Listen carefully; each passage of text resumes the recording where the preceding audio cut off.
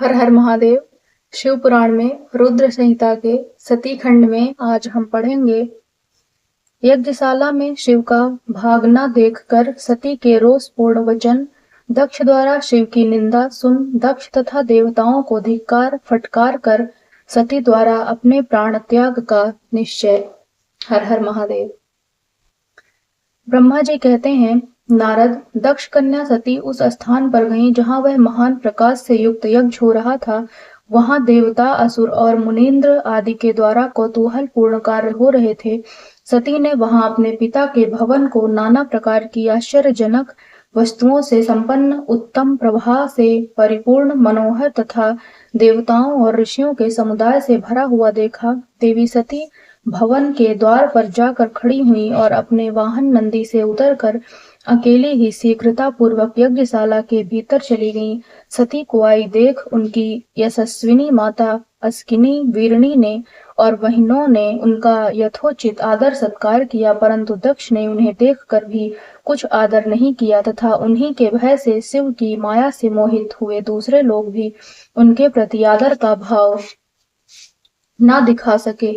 मुने, सब लोगों के द्वारा तिरस्कार प्राप्त होने से सती देवी को बड़ा विस्मय हुआ, तो भी उन्होंने अपने माता पिता के चरणों में मस्तक झुकाया। उस यज्ञ में सती ने विष्णु आदि देवताओं के भाग देखे, परंतु शंभु का भाग उन्हें कहीं नहीं दिखाई दिया। तब सती ने दुस्सह क्रोध प्रकट किया। वे अपमानित होने पर भी रोष से भरकर सब लोगों की ओर क्रूर दृष्टि से देखती और दक्ष को जलाती हुई सी बोली। सती ने कहा, प्रजापति, आपने परम मंगलकारी भगवान शिव को इस यज्ञ में क्यों नहीं बुलाया, जिनके द्वारा यह संपूर्ण चराचर जगत पवित्र होता है, जो स्वयं ही यज्ञवेत्ताओं में श्रेष्ठ, यज्ञ के अंग, यज्ञ की दक्षिणा और यज्ञकर्ता यजमान है। उन भगवान शिव के बिना यज्ञ की सिद्धि कैसे हो सकती है। अहो, जिनके स्मरण करने मात्र से सब कुछ पवित्र हो जाता है, उन्हीं के बिना किया हुआ यह सारा यज्ञ अपवित्र हो जाएगा।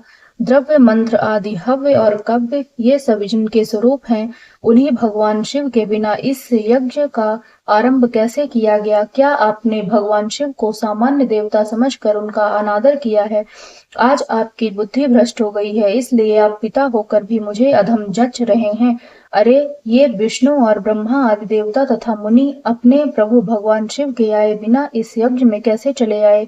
ऐसा कहने के बाद शिव स्वरूपा परमेश्वरी सती ने भगवान विष्णु, ब्रह्मा, इंद्र आदि सभी देवताओं को तथा समस्त ऋषियों को बड़े कड़े शब्दों में फटकारा। ब्रह्मा जी कहते हैं कि नारद, इस प्रकार क्रोध से भरी हुई जगदम्बा सती ने वहां व्यतीत हृदय से अनेक प्रकार की बातें कही। श्री विष्णु आदि समस्त देवता और मुनि जो वहां उपस्थित थे, सती की बात सुनकर चुप रह गए। अपनी पुत्री के वैसे वचन सुनकर कुपित हुए दक्ष ने सती की ओर क्रूर दृष्टि से देखा और इस प्रकार कहा। दक्ष बोले, भद्रे, तुम्हारे बहुत कहने से क्या लाभ, इस समय यहाँ तुम्हारा कोई काम नहीं है, तुम जाओ, यहाँ ठहरो, या तुम्हारी इच्छा पर निर्भर है, तुम यहाँ आई ही क्यों। समस्त विद्वान जानते हैं कि तुम्हारे पति शिव अमंगल रूप हैं, वे कुलीन भी नहीं है, वेद से बहिष्कृत हैं और भूतों, प्रेतों तथा पिशाचों के स्वामी हैं। वे बहुत ही कुवेश धारण किए रहते हैं, इसीलिए रुद्र को इस यज्ञ के लिए नहीं बुलाया गया है। बेटी, मैं रुद्र को अच्छी तरह जानता हूँ, अतः जानबूझकर ही मैंने देवर्षियों की सभा में उनको आमंत्रित नहीं किया है। रुद्र को शास्त्र के अर्थ का ज्ञान नहीं है, वे उदंड और दुरात्मा हैं। मुझ मूढ़ पापी ने ब्रह्मा जी के कहने से उनके साथ तुम्हारा विवाह कर दिया था, अतः सुचि स्मिते तुम क्रोध छोड़कर स्वस्थ शांत हो जाओ। इस यज्ञ में तुम आ ही गई तो स्वयं अपना भाग या दहेज ग्रहण करो। दक्ष के ऐसा कहने पर उनकी त्रिभुवन पूजिता पुत्री सती ने शिव की निंदा करने वाले अपने पिता की ओर जब दृष्टिपात किया, तब उनका रोष और भी बढ़ गया। वे मन ही मन सोचने लगी कि अब मैं शंकर जी के पास कैसे जाऊंगी। यदि शंकर जी के दर्शन की इच्छा से वहां गई और उन्होंने यहाँ का समाचार पूछा तो मैं उन्हें क्या उत्तर दूंगी।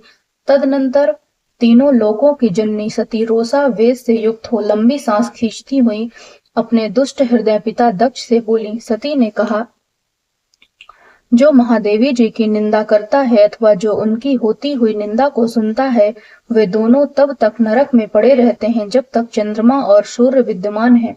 अतः तात मैं अपने इस शरीर को त्याग दूंगी, जलती आग में प्रवेश कर जाऊंगी। अपने स्वामी का अनादर सुनकर अब मुझे अपने इस जीवन की रक्षा से क्या प्रयोजन। यदि कोई समर्थ हो तो वह स्वयं विशेष यत्न करके शंभु की निंदा करने वाले पुरुष की जीभ को बलपूर्वक काट डाले, तभी वह शिव निंदा श्रवण के पाप से शुद्ध हो सकता है, इसमें संशय नहीं है। यदि कुछ कर सकने में असमर्थ हो तो बुद्धिमान पुरुष को चाहिए कि वह दोनों कान बंद करके वहां से निकल जाए, इससे वह शुद्ध रहता है, दोष का भागी नहीं होता, ऐसा श्रेष्ठ विद्वान कहते हैं। इस प्रकार धर्म नीति बताने पर सती को अपने आने के कारण बड़ा पश्चाताप हुआ। उन्होंने व्यथित चित्त से भगवान शंकर के वचन का स्मरण किया। फिर सती अत्यंत कुपित हो दक्ष से, उन विष्णु आदि समस्त देवताओं से तथा मुनियों से भी निडर होकर बोली। सती ने कहा, तात, तुम भगवान शंकर के निंदक हो, इसके लिए तुम्हें पश्चाताप होगा। यहाँ महान दुख भोग कर अंत में तुम्हें यातना भोगनी पड़ेगी। इस लोक में जिनके लिए ना कोई प्रिय है ना अप्रिय, उन निर्वैर परमात्मा शिव के प्रतिकूल तुम्हारे सिवा दूसरा कौन चल सकता है। जो दुष्ट लोग हैं वे सदा ईर्ष्या पूर्वक यदि महापुरुषों की निंदा करें तो उनके लिए यह कोई आश्चर्य की बात नहीं है, परंतु जो महात्माओं के चरणों की रज से अपने अज्ञानता अंधकार को दूर कर चुके हैं, उन्हें महापुरुषों की निंदा शोभा नहीं देती। जिनका शिव यह दो अक्षरों का नाम कभी बातचीत के प्रसंग से मनुष्यों की वाणी द्वारा एक बार भी उच्चारित हो जाए तो वह संपूर्ण पाप राशि को शीघ्र ही नष्ट कर देता है। उन्हीं पवित्र कीर्ति वाले निर्मल शिव से तुम द्वेष करते हो। आश्चर्य है, वास्तव में तुम अशिव अमंगल रूप हो। महापुरुषों के मन रूपी मधुकर ब्रह्मानंदमय रस का पान करने की इच्छा से जिनके सर्वार्थदायक चरण कमलों का निरंतर सेवन किया करते हैं, उन्हीं से तुम मूर्खतावश द्रोह करते हो। जिन्हें तुम नाम से शिव और काम से अशिव बताते हो, उन्हें क्या तुम्हारे सिवा दूसरे विद्वान नहीं जानते। ब्रह्मा आदि देवता, सनक आदि मुनि तथा अन्य ज्ञानी क्या उनके स्वरूप को नहीं समझते। उदार बुद्धि भगवान शिव जटा फैलाए कपाल धारण किए शमशान में भूतों के साथ प्रसन्नता पूर्वक रहते तथा भस्म एवं नरमुंडों की माला धारण करते हैं। इस बात को जानकर भी जो मुनि और देवता उनके चरणों से गिरे हुए निर्माल्य को बड़े आदर के साथ अपने मस्तक पर चढ़ाते हैं, इसका क्या कारण है। यही कि वे भगवान शिव ही साक्षात परमेश्वर हैं। प्रवृत्ति यज्ञ यागादि और निर्वृत्त शम दम आदि दो प्रकार के कर्म बताए गए हैं। मनीषी पुरुषों को उनका विचार करना चाहिए। वेद में विवेचन पूर्वक उनके रागी और विरागी दो प्रकार के अलग अलग अधिकारी बताए गए हैं। परस्पर विरोधी होने के कारण उक्त दोनों प्रकार के कर्मों का एक साथ एक ही कर्ता के द्वारा आचरण नहीं किया जा सकता। भगवान शंकर तो परब्रह्म परमात्मा है, उनमें इन दोनों ही प्रकार के कर्मों का प्रवेश नहीं है। उन्हें कोई कर्म प्राप्त नहीं होता, उन्हें किसी भी प्रकार के कर्म करने की आवश्यकता नहीं है। पिताजी, हमारा ऐश्वर्य अव्यक्त है, उसका कोई लक्षण व्यक्त नहीं है। सदा आत्मज्ञानी महापुरुष ही उसका सेवन करते हैं। तुम्हारे पास वह ऐश्वर्य नहीं है। यज्ञशालाओं में रहकर वहां के अन्न से तृप्त होने वाले कर्मठ लोगों को जो भोग प्राप्त होता है, उससे वह ऐश्वर्य बहुत दूर है। जो महापुरुषों की निंदा करने वाला और दुष्ट है, उसके जन्म को धिक्कार है। विद्वान पुरुष को चाहिए कि उसके संबंध को विशेष रूप से प्रयत्न करके त्याग दे। जिस समय भगवान शिव तुम्हारे साथ मेरा संबंध दिखलाते हुए मुझे दक्षिणायणी कहकर पुकारेंगे, उस समय मेरा मन सहसा अत्यंत दुखी हो जाएगा। इसलिए तुम्हारे अंग से उत्पन्न हुए सदा शव के तुल्य घृणित इस शरीर को इस समय मैं निश्चित ही त्याग दूंगी और ऐसा करके सुखी हो जाऊंगी। हे देवताओं और मुनियों, तुम सब लोग मेरी बात सुनो। तुम्हारे हृदय में दुष्टता आ गई है। तुम लोगों का यह कर्म सर्वथा अनुचित है। तुम सब लोग मूढ़ हो, क्योंकि शिव की निंदा और कलह तुम्हें प्रिय है। अतः भगवान हर से तुम्हें इस कर्म का निश्चय ही पूरा पूरा दंड मिलेगा। ब्रह्मा जी कहते हैं, नारद, उस यज्ञ में दक्ष तथा देवताओं से ऐसा कहकर सती देवी चुप हो गईं और मन ही मन अपने प्राण वल्लभ शंभु का स्मरण करने लगी। सती का योगाग्नि से अपने शरीर को भस्म कर देना, दर्शकों का हाहाकार, शिव पार्षदों का प्राण त्याग तथा दक्ष पराक्रमण, रिभुओं द्वारा उनका भगाया जाना तथा देवताओं की चिंता। ब्रह्मा जी कहते हैं, नारद, मौन हुई सती देवी अपने पति का सादर स्मरण करके शांत चित्त हो सहसा उत्तर दिशा में भूमि पर बैठ गईं। उन्होंने विधि पूर्वक जल का आचमन करके वस्त्र ओढ़ लिया और पवित्र भाव से आंखें मूंद कर पति का चिंतन करती हुई वे योग मार्ग में स्थित हो गईं। उन्होंने आसन को स्थिर कर प्राणायाम द्वारा प्राण और अपान को एक रूप करके नाभि चक्र में स्थित किया। फिर उदान वायु को बलपूर्वक नाभि चक्र से ऊपर उठाया, बुद्धि के साथ हृदय में स्थापित किया।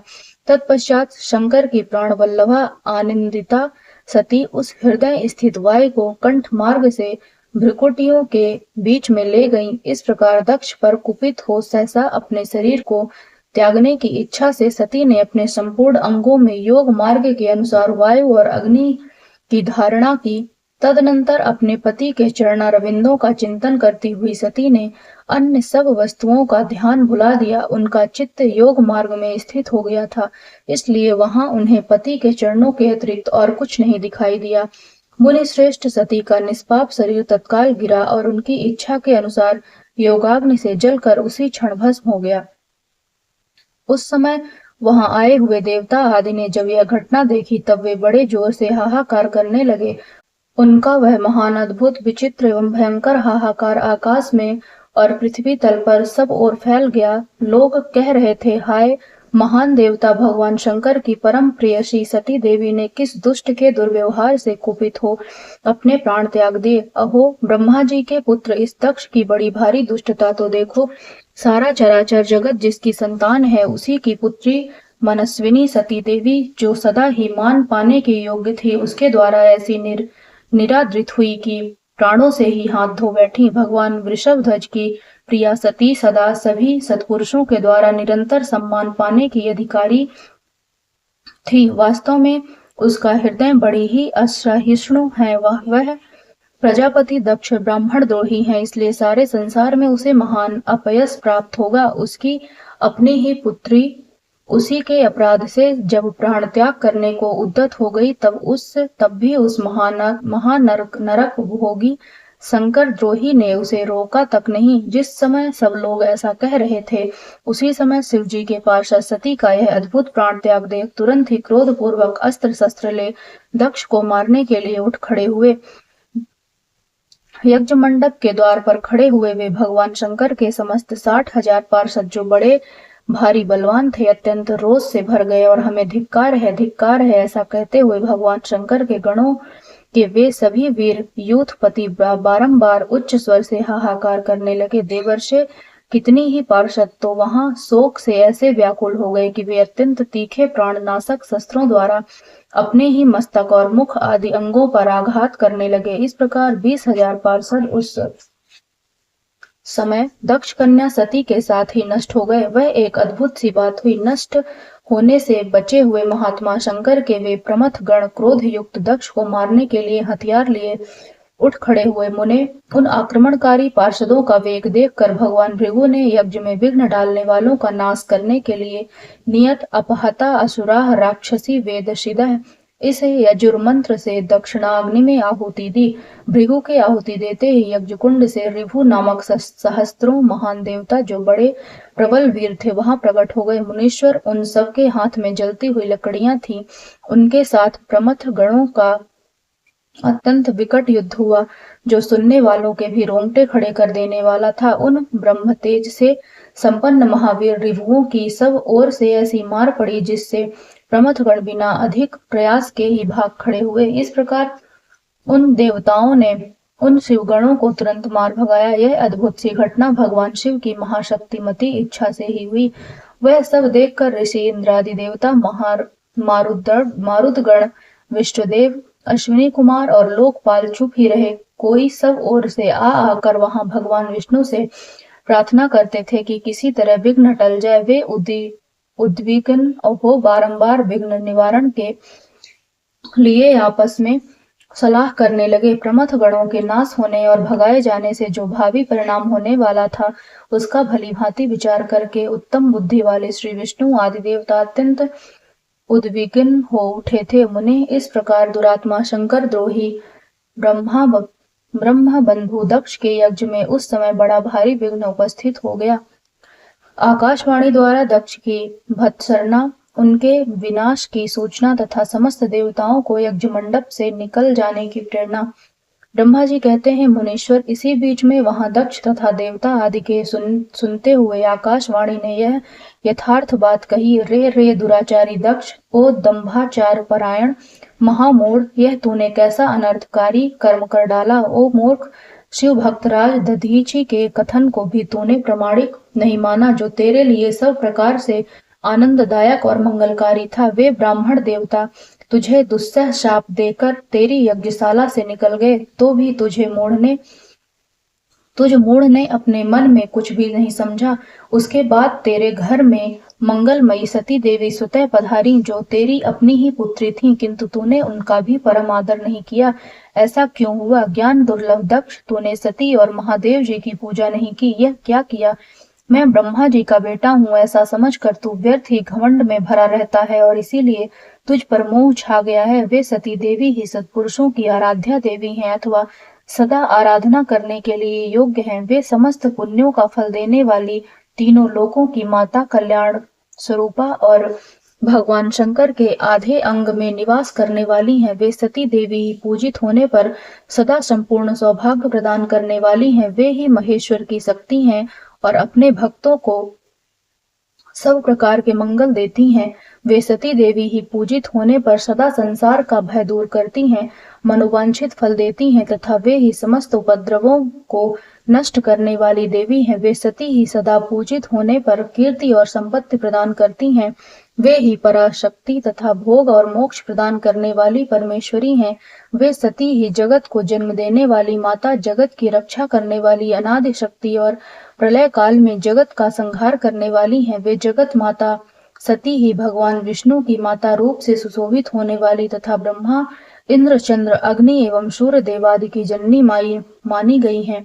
वे सती ही तप, धर्म और दान आदि का फल देने वाली हैं। वे ही शंभु शक्ति महादेवी हैं तथा दुष्टों का हनन करने वाली परात्पर शक्ति हैं। ऐसी महिमा वाली सती देवी, जिनकी सदा प्रिय धर्म पत्नी है, उन भगवान महादेव को तूने यज्ञ में भाग नहीं दिया। अरे तू कैसा मूढ़ और कुविचारी है। भगवान शिव ही सबके स्वामी तथा परात्पर परमेश्वर हैं। वे समस्त देवताओं के सम्यक सेव्य हैं और सबका कल्याण करने वाले हैं। इन्हीं के दर्शन की इच्छा से सिद्ध पुरुष तपस्या करते हैं और इन्हीं के साक्षात्कार की अभिलाषा मन में लेकर योगी लोग योग साधना में प्रवृत्त होते हैं। अनंत धन, धान्य और याज्ञ आदि का सबसे महान फल यही बताया गया है कि भगवान शंकर का दर्शन सुलभ हो। शिव ही जगत का धारण पोषण करने वाले हैं। वे ही समस्त विद्याओं के पति एवं सब कुछ करने में समर्थ हैं। आदि विद्या के श्रेष्ठ स्वामी और समस्त मंगलों के भी मंगल हैं। दुष्ट दक्ष, तूने उनकी शक्ति का आज सत्कार नहीं किया है, इसीलिए इस यज्ञ का विनाश हो जाएगा। पूजनीय व्यक्तियों की पूजा न करने से अमंगल होता ही है। तूने परम पूज्य शिव स्वरूपा सती का पूजन नहीं किया है। शेषनाग अपने सहस्त्र मस्तकों से प्रतिदिन प्रसन्नता पूर्वक जिनके चरणों की रज धारण करते हैं, उन्हीं भगवान शिव की शक्ति सती देवी थी, जिनके चरण कमलों का निरंतर ध्यान और सादर पूजन करके ब्रह्मा जी ब्रह्म तत्व को प्राप्त हुए हैं। उन्हीं भगवान शिव की प्रिय पत्नी सती देवी थी, जिनके चरण कमलों का निरंतर ध्यान और सादर पूजन करके इंद्र आदि लोकपाल अपने अपने उत्तम पद को प्राप्त हुए हैं। वे भगवान शिव संपूर्ण जगत के पिता हैं और शक्ति स्वरूपा सती देवी जगत की माता कही गई हैं। मूढ़ दक्ष, तूने उन माता पिता का सत्कार नहीं किया, फिर तेरा कल्याण कैसे होगा। तुझ पर दुर्भाग्य का आक्रमण हो गया और विपत्तियां टूट पड़ी, क्योंकि तूने उन भवानी सती और भगवान शंकर की भक्ति भाव से आराधना नहीं की। कल्याणकारी शंभु का पूजन न करके भी मैं कल्याण का भागी हो सकता हूँ, यह तेरा कैसा गर्व है। वह दुर्वार गर्व आज नष्ट हो जाएगा। इन देवताओं में से कौन ऐसा है जो सर्वेश्वर शिव से विमुख होकर तेरी सहायता करेगा। मुझे तो ऐसा कोई देवता नहीं दिखाई देता। यदि देवता इस समय तेरी सहायता करेंगे तो जलती आग से खेलने वाले पतंगों के समान नष्ट हो जाएंगे। आज तेरा मुंह जल जाए, तेरे यज्ञ का नाश हो जाए और जितने तेरे सहायक हैं वे भी आज शीघ्र ही जल मरे।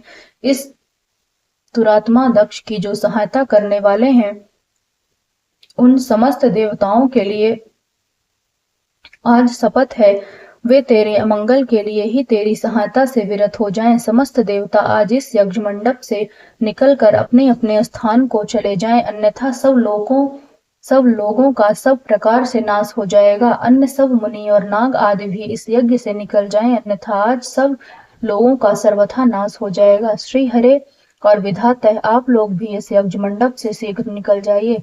ब्रह्मा जी कहते हैं, नारद, संपूर्ण यज्ञशाला में बैठे हुए लोगों से ऐसा कहकर सबका कल्याण करने वाली वह आकाशवाणी मौन हो गई। हर हर महादेव। इस वीडियो में यहीं तक था। मिलते हैं आपसे नेक्स्ट वीडियो में। तब तक के लिए आप सभी को श्री शिवाय नमस्तुभ्यम। हर हर महादेव।